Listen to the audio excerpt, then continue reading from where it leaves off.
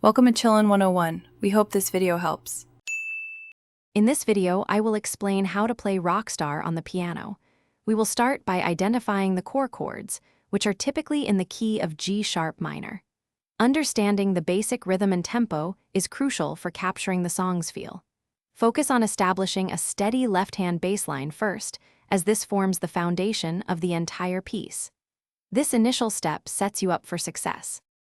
Now, let's move to the right hand, where the iconic melody and harmonies reside. Pay close attention to the specific notes that form the main vocal line.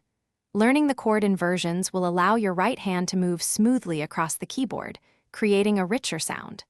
The syncopated rhythm is key to the song's unique groove, so practice it slowly until it feels natural and precise.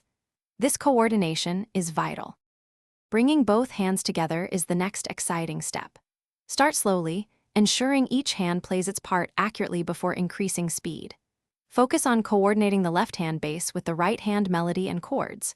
Incorporating dynamics, like playing softer in verses and louder in choruses, adds significant expression to your performance. Maintaining a consistent tempo, perhaps around 120 beats per minute, will keep the song flowing beautifully. Effective practice is essential for mastering Rockstar. If you encounter challenging sections, break them down into smaller, manageable phrases and practice them repeatedly. Using a metronome is highly recommended to develop precise timing and a steady rhythm. Aim for at least 20 to 30 minutes of focused practice daily. Consistent effort will build your muscle memory and confidence, allowing you to perform the song with ease and enjoyment. Keep practicing.